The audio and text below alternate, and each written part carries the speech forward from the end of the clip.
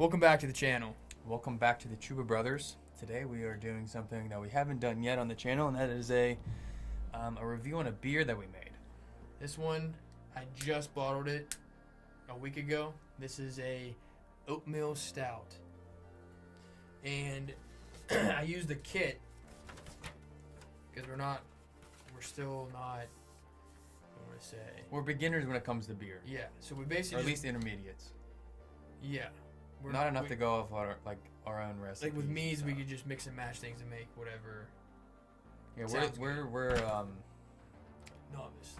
Well, we're definitely, when it comes to mead making, we are. Oh, that? I don't want to say experts, but we know what we're doing with Meads. Yeah, we could make a mead out of anything. But Brewer's Best makes kits, and you literally just follow it. But so this Oatmeal Stout used 3.3 pounds of light liquid malt extract, 3 pounds of dark dried malt extract, 0.5 pounds of maltodextrin. Then you add a pound of oats, 10 ounces of chocolate barley, 12 ounces of pale, 6 ounces of biscuit. The hops were 1 ounce of Cascade, and the yeast, it's 1 packet of sachet. Yeah, a lot of these ingredients, they don't really overlap when it comes to mead making, wine making, cider making, and that's what I have spent most of my time doing. I started With wine. 3 or 4 years ago with wine. Did a beer. I did a brown ale. And then I went deep into mead making. I did a few ciders in there. I did some cider yeast experiments. I did some mead experiments, and then I've been just heavy in that area. And funny story, well, you made a stout the one time. First attempt at a stout. So this is actually my first successful beer that I've made. Well, stout that I made, because I ended up making Bottled. Because you were bottling it a couple years ago, and the carboy barely hit the cement ground. Mm-hmm. Now we have huge, thick rubber pads on the ground. 6 gallons. Yeah, about 5 to 6 gallons of beer, all over the place. On bottling day. Yep. And so, I'm excited to try this. Yeah. Pop it open. So, See if it's gonna blow up. This is about 4% alcohol. I just did the calculation. Nice little bit of carbonation there. Mm-hmm. What was I gonna say? That is dark. Mm-hmm. Yeah, so the calculation, the starting gravity, that's what I was going to say. Starting gravity, 1.060. Ending gravity, 1.030. For those of you that don't know, when it comes to brewing, you take the starting gravity minus the ending gravity. Some people call it the final gravity. And this one was 0.03. And you multiply that by either 131.25 or 135. He knows those numbers. I just throw it in. You can go online. It's simple. It's a simple formula, but yeah, there's calculators and stuff. Basically, this puts us at around 4% alcohol. So like a Guinness or something. And I'm smoking just to set the palate. We both are. What am I smoking? Oh, we're smoking Rivendell by the Country Squire.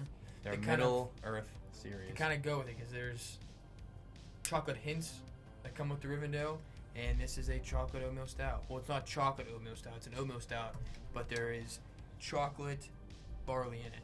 So Let's try her out. cheers. First attempt here. Doesn't look that carbonated, so it might have to sit a little longer.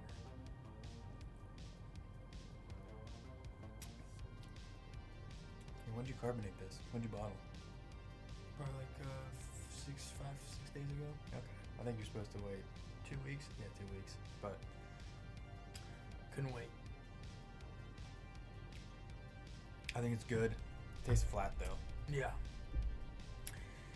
We always have this issue with carbonating. That's why we got for Christmas, we got 2 kegs. Yeah, 2 5-gallon Because kegs. priming sugar, you did one on priming sugar, but I we have did never cider. successfully carbonated a beer yet. Like even the cider was like iffy. Yeah. I mean, the directions never They give an extremely conservative amount of priming sugar.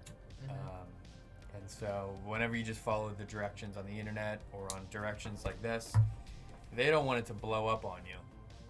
Especially, I mean, you're scared of these. Especially if you're doing whenever swing they're drop, in that, you need to make a bottle bomb. Yeah, because there's no way that swing cap's going to fly off. Honestly, if this was carbonated, there's a lot of flavor in this. I like a carbonated beer, but I think you taste a little bit of chocolate. okay.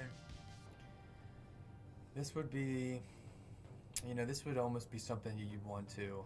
I could see myself putting this like in a gallon carboy, And aging it. taking it out in the woods, and just drinking it like all day. Let me see it.